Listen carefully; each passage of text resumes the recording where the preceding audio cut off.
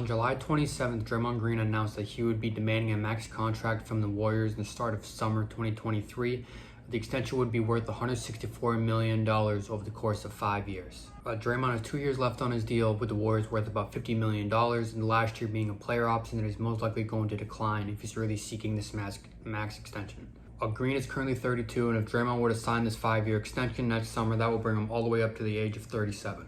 This past season, Draymond averaged 7.5 points, 7.3 rebounds, and 7 assists a game last season, being a very crucial part of yet another Warriors championship. Draymond is a 4-time All-Star, 4-time champ, 7-time All-Defensive Team, 2-time All-NBA, and 1-time Defensive Player of the Year. His resume is top-notch and one of the best players to ever play in this league. Draymond has made a significant impact for the Warriors during the championship dynasty, but is really worth a max extension that could jeopardize the Warriors' payroll moving forward. Draymond became eligible for his contract extension August 1st, 2022. However, the Warriors already planned on delaying contract negotiations with Draymond until the start of next summer, which would be summer 2023, and that will be the year Draymond can decline his player option and be an unrestricted free agent. Not extending Draymond right now is a very risky move by the Golden State Warriors. Draymond has made it public that he won't hesitate to leave if another team offers a more significant contract. To me, this seems like a bluff. One, I think he's a Warrior for life, but again, anything is possible with the personality of Draymond Green. And the reason why I think he won't leave, even if he doesn't get the max contract extension, because the only teams next summer that have available cap space are the Rockets, the Spurs, the Pistons, Pacers, Magic, Thunder, and Jazz. None of them are in a situation to where they would want or would be the best of their team to offer Draymond a max.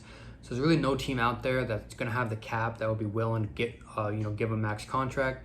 Therefore, that's why I think he'll ultimately re-sign with the Warriors for a pay cut. As the Warriors' main core of Steph, Klay, and Draymond start to age, they have to look towards the young guys on the team to continue to build this dynasty. Next summer, the Warriors also have to make a decision around Klay Thompson, Jordan Poole, Andrew Wiggins, and they're all up for extension as well. Poole and Wiggins have made it very clear they are seeking the max contract after their championship run. Klay Thompson's current contract value is still a question mark because he hasn't played a full healthy season in over 3 years. With that said, I think Klay Thompson has no reason or anticipates to leave the Warriors, so I think he will ultimately be taking the biggest pay cut out of the main core because I think he just wants to play basketball, wants to be a part of the Warriors organization, and doesn't really care about the money at this point.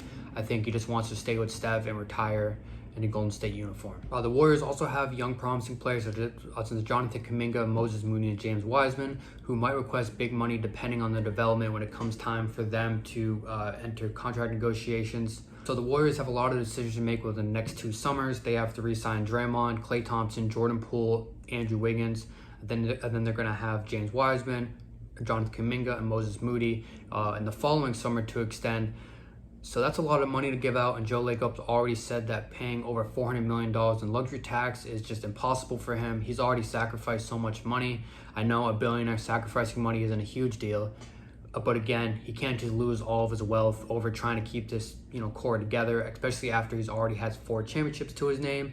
So he's going to have to make the decision, and ultimately, I think what's going to end up happening is Klay Thompson and Draymond Green are both going to take a pay cut because Poole was a really valuable piece of this team. He kind of struggled in the finals, became more of a role player, but he's still a very young player who can progress into hopefully an all-star one day.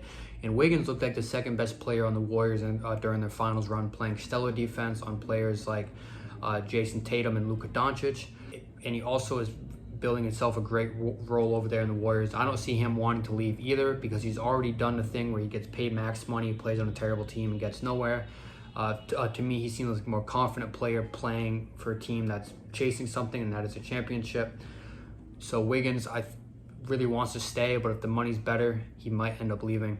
If Klay and Draymond do want to have the biggest contract they can get, I think the ultimate decision will be letting Jordan Poole walk, because I do believe there will be a team out there next summer that will offer him a max or near a max, because we've seen flashes of his greatness when Steph Curry was out this season.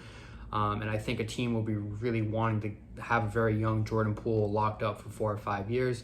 However, the Warriors, he is a restricted free agent, so the Warriors can choose to match if they do. But if it's a max contract, I doubt they will. So I think the likely scenario is that the Warriors re-sign Klay Thompson, Draymond Green, and Andrew Wiggins, and then let Jordan Poole walk to then clear up space for future contract extensions for Kuminga, Wiseman, and Moody. I think that is the best case scenario for the Warriors to keep most of this core intact. So back to Draymond Green. So his play style is very unique. It's hard to tell how he's going to age. He's already shown age now with his stats decreasing and his shooting percentage going down. But his impact on the court goes beyond, way beyond the box score. He plays great defense. He's a great playmaker for Steph. And he's an all-around heart and soul of that Warriors team. So it'll be real hard for them to let him go.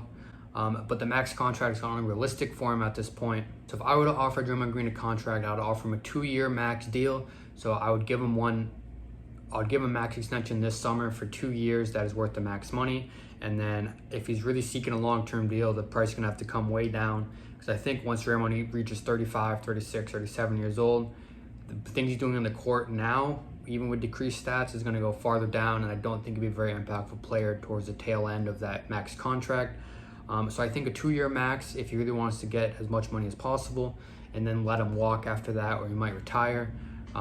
Or if he wants a 4 or 5 year deal, make the deal longer with a lower volume of money. I think that's the best case scenario for the Warriors to keep this core intact, and I think ultimately that's what might end up happening, because I really don't see Draymond Green walking from the Warriors.